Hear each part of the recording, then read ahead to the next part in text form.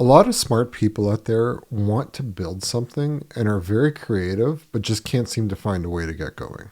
So I want to talk to you today about why builders get stuck, what to do about it, and how to get started anyway. My name is Andre, and I'm a builder. Ever since I was a young kid, I really enjoyed taking things apart, seeing what makes them tick, and putting them back together. I've also really enjoyed finding new use for old things. That's why I love old technology as much as I love new technology. Over my years, I have been in financial services. I've been a software engineer and also a sales engineer with two leading technology companies. Let's go together on this journey and learn how to build a brighter future.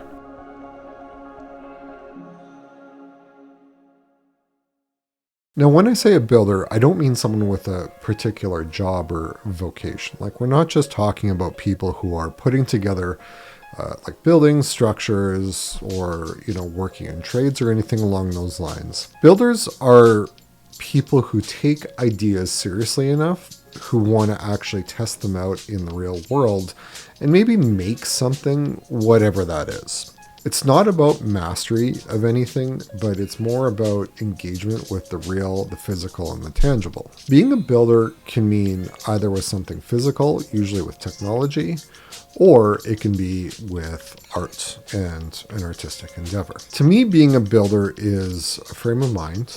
It's an individual who is very curious, who enjoys putting things together that make sense of something or solve a real problem or apply something tangible to the real world. As for myself, I like to build not just at work in terms of software and programming and artificial intelligence, but I'm also an artist in the sense that I love writing and creating music, as well as visual art through different mediums, usually digital mediums, such as aesthetic design. I also really appreciate what other builders are offering. Most builders aren't going to get stuck because they're lazy or they're unmotivated. There are an infinite number of directions that someone can go with a project, and that can usually be very limiting or very intimidating for people who are starting a new project, especially as a builder.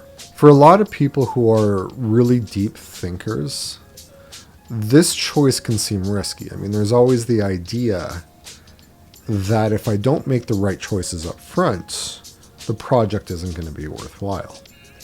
And nothing could be further from the truth, because in a lot of circumstances, choices we make early on, yes, they do dictate how a project is going to turn out. However, it also has the opportunity to bring the project to a place that we never thought possible. Every choice we make when we build a project opens one door but closes many others. And that, for a lot of people, is a very daunting fact. So instead of starting, we usually wind up in this perpetual state of planning. We get into choice overload or analysis paralysis. We research like crazy. We will find articles and YouTube videos and resources and discussions that we will have getting ready to plan for projects without ever actually getting started. We will tend to over-optimize. We will think about all of the possible objections that can come up with the project. We can think about, and we can also overthink and overplan our actual process or our creative process. And the risk with that is that we can almost engineer ourselves out of the project almost by virtue of just thinking about it. It feels productive at the early stages, but the reality is that nothing winds up moving. And I like to call this the builder's stall. Another reason builders tend to get stuck is because of the perception of perfection.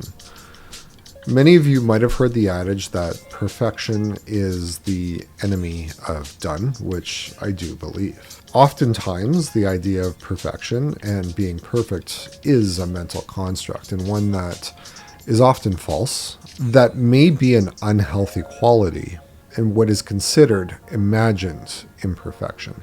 Projects tend to blow up in terms of scope because we want to consider and take into account all of the things that can possibly make it as meaningful and as impactful and as relevant and as appreciated as possible. The most important thing about the project is that it doesn't fail. It's not about the end product, it's not about the process, but it's about the lack of failure. Perfection doesn't always improve work, and in reality, it can delay the contact that your project needs with reality. Mistakes can feel dangerous because they challenge the identity of the project. They challenge what it means to be creative in the process. And mistakes can most fundamentally bring out and surface all of the flaws in the project. And that is something that, as builders, we are naturally apprehensive of. Like, we don't want to show imperfection or mistakes or a perception that we don't know what we're doing. However, mistakes have a very important and critical role in the builder process, and that is to provide feedback and lessons around what is working and what is not working. And that is actually a really important mechanism of return for the project that usually makes them stronger for it. Before we hear a yes, we will likely hear 100 no's. Before we have a success, we will have 100 failures. And every failure becomes a lesson. And oftentimes we don't see that when we're consuming art, watching videos, or when we're absorbing the projects of others, because all we see are the successes, and we don't see the result and the culmination of all those failures. Every mistake that we make when we're building a project, in effect, reduces uncertainty, because we learn something not only about the project, but about ourselves as well. All too often, I've made mistakes that have prevented me from maybe completing a project on time. However, what I have learned from those mistakes is absolutely incredible. If you're stuck when you're working on a project, the solution usually isn't just more thinking. It's actually reduction, right? So if we take our project and we go by first principles, where we try to reduce the problem into the simplest form, we can usually hone in and focus our efforts on a very specific and very focused and very isolated problem to get over a hump in our project. I like that because what we're doing essentially is we're taking a roadblock or a challenge and we're reducing it into simple problems, and therefore reducing our expectations and improving our focus in the project. It also allows us to reduce the tools. It allows us to reduce the overabundance or the overencumbrance of decisions. And it can reduce expectations, which is another important aspect to remember when we're trying to finish our projects. One of the tricks that we can do is we can reduce our expectations so that failure is in effect cheap. What that means is that we no longer have the cost that's typically associated with a failure, because it gives us enough recourse that we can go back and we can remedy that failure or that portion. If our failure is no longer tied to the entire project itself, but merely a portion of it, we now have the ability to take that and roll that in to the learning and the knowledge that we have for the broader project. What this means then is that when we make a small or cheap mistake, learning is all but guaranteed. Really what this turns into is it's not like you're committing to a path or making a mistake that's closing a door, but in reality what's happening is we're having a conversation with objective reality. And I love that idea in that we're not having a discussion with others, we're having a conversation and we're challenging the physical world around us. And that really is the essence of building a project. For me, building is more than just actually having a project and some output.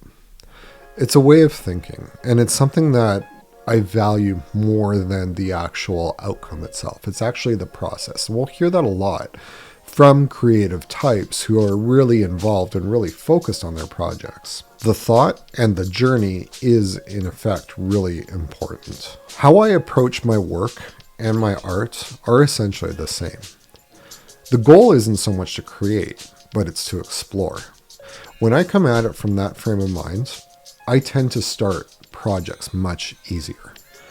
Even just the act of getting in and exploring is enough to start me down that critical path. That path then becomes my anchor for completing the project.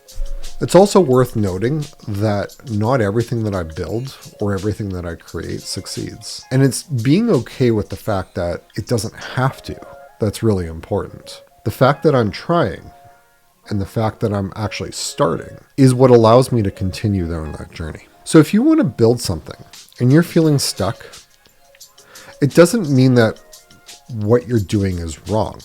It just means that you haven't necessarily framed it in the right way yet. It just means that you care and that you have passion about your project and that you want to make sure that you're giving it everything you can to make it worthwhile. Don't let that come at the expense of overthinking, overplanning, and never doing. So really what it comes down to is it comes down to 2 steps. Number 1, start smaller than you think it's respectable. Even starting something like maybe doing a 15-second YouTube short as your first video post. If you're writing software, doing an extension of a Hello World application. It doesn't have to be complicated, it just has to be something. And the more that you do that, the more used to getting started you are going to be. You're going to get used to and accustomed to just getting started over and over and over again, which is going to allow you to embark upon more projects in the future. Number 2, start before you're ready. That's a big one. I don't feel like I'm an authority after 20 years in engineering software. I still don't feel like an authority as a software engineer. However, I have wound up having many conversations with many other individuals whom I consider amazing software engineers, amazing architects. And they value my opinion just as much as I value theirs. And all of that is bred from the fact that just one day, I just decided to start. I just picked a language and I got going with it. That's how builders move forward. Builders move forward by simply starting. Always think of your project as starting something. Starting the project as a whole. Starting the next phase. Starting the next journey. And what's beautiful about that is you never have to finish a project. You just have to start a new one. Thanks for watching, and we'll see you guys in the next one.